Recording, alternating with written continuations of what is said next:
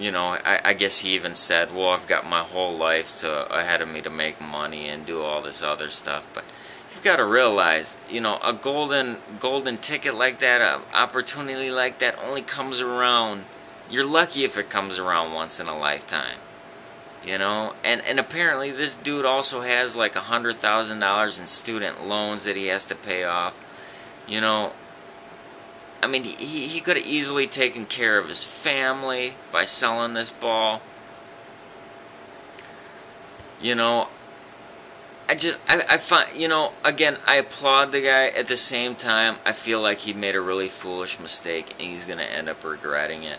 And again, who knows what people would do if put into that situation.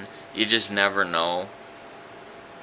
And I guess it all depends on how much of a diehard, baseball fan, Yankee fan you are, or what have you.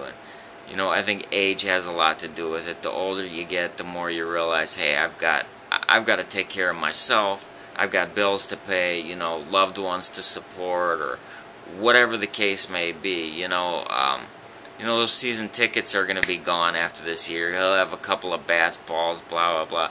But then one of these days he's going to look back and think to himself, next time he has to pay one of his student loan bills, he's going to think, wow, this could all be taken care of, but no, I chose to give this ball up. I mean, it's just, it blows my mind, I mean,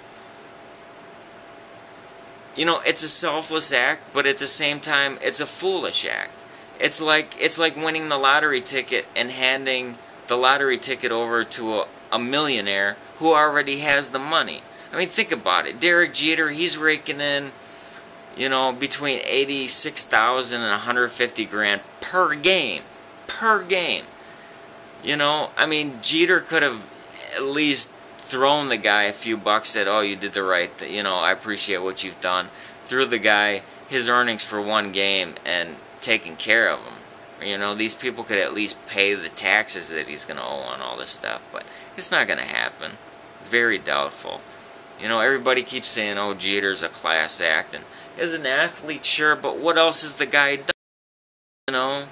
What else has the guy really truly done? He doesn't give a crap about the fans and all this other stuff. He doesn't care. This he's got like $100 million contract. It's ridiculous, I mean, I just don't see the sense. A middle-class, hardworking stiff could use that money, could take care of a lot of people, even give the money to charity, I mean, take that ball, sell it, take some rich schmuck's money and give it to some people that truly need it, at the very least. Instead, he basically gave a ball, an item worth upwards of $250,000 or more, back to somebody that doesn't even need the money. It boggles my mind. I mean, do you honestly think Derek Jeter would go out of his way to really truly help most of these fans? If they really if somebody truly needed it. These athletes get paid way too much money for starters. And it's the fans that are the ones that are choosing to pay these guys salaries. I mean, why shouldn't this Christian guy have held out for more money? These athletes do it all the time. They go on strike until they get the best salary and the best contract possible. So why in the heck shouldn't he have at least slept on it, or at least made a better negotiation with, got something more, I mean, I was even reading a few articles, and this guy's father was even like, he's a good kid, but I don't know if I would have done the same thing. And not to sound greedy, I mean, sure, a lot of the public might look down on you, but seriously, what would they have done? And if you're going to do something positive with the money, how is that selfish anyway? if you're going to turn around, take that money and support your family.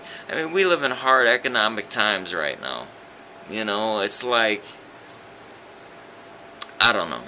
You know, I mean, I'm all for, you know, altruism and being there for other folks, and, you know, helping out and giving what I can. But man, you know, I mean, especially too, if you there's a lot of people that live on low incomes, fixed incomes, and it's like, you know, we live in tough times right now, you know, and it's like the older I get, the more the bills pile on, and it's like, you know, cost of living's expensive, and it's, I don't know, you know, as much as I'd like to think in the moment I'd be, you know, selfless like that, you know, when it comes to something as a baseball. I mean, if you catch a baseball, that's considered your property. As soon as you catch a ball in a ballpark, it's your property.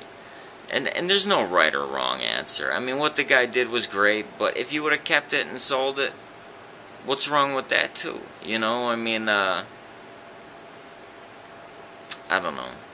I just had a rant about this. It's just been bugging me, you know. I've just been thinking about... it's amazing to me how lucky some people get, just being caught up in the moment like that. I mean, again, the chances of catching that ball in that stadium and being in the right place at the right time, it's probably have a better chance of getting struck by lightning. You really do. But, I don't know. I mean, sure, that guy,